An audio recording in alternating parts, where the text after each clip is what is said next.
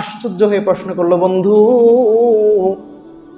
তুমি তাওরাতের হাফেজ ছিলা, তাওরাতের আলেম ছিলা, কিন্তু এই মুহূর্তে তোমার বাড়িতে আমি আইসা দেখি তুমি কোরআন তেলাওয়াত করতেছো, কারণটা কি? বন্ধু তার বন্ধুকে উদ্দেশ্য করে বলে, বন্ধু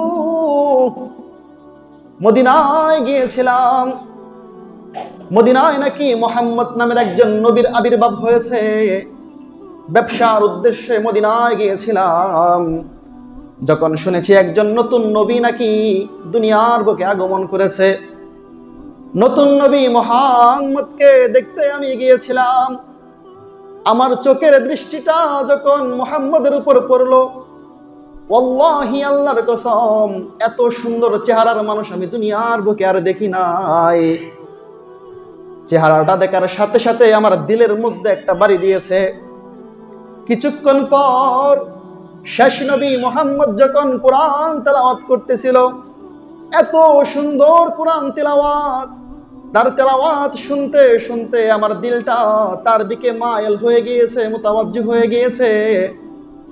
শেষ নবী মুহাম্মদ আমাকে দাওয়াত দিয়েছে, সাথে সাথেই আমি আমার হাতকে মুহাম্মদের হাতে রেখে বললাম, ও মুহাম্মদ, এই মুহূর্তে আপনার ছায়াতলে, আপনার ইসলামের ছায়াতলে আমি ইহুদি পণ্ডিতকে ঢোকায়া মুসলমানের খাতার মধ্যে আমার নাম তালিকায়া দেন। সুবহানাল্লাহ।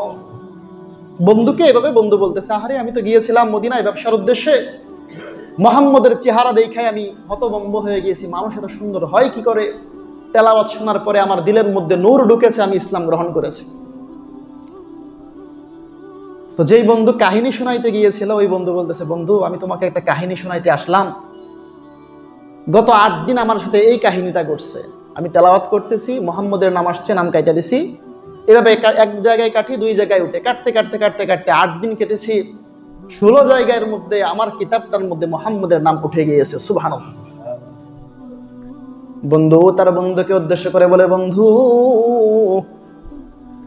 মুহাম্মদ হচ্ছে এমন একজন নবী, যেই নবীর উপরে আল্লাহ রাব্বুল আলামিন সূরা নাসর অবতীর্ণ করেছেন, অর্থাৎ আল্লাহ রাব্বুল আলামিন নিজেই ঘোষণা করেছেন, বন্ধু আমি আল্লাহ রাব্বুল আলামিন আপনাকে দ্বীনের ব্যাপারে সহযোগিতা করব।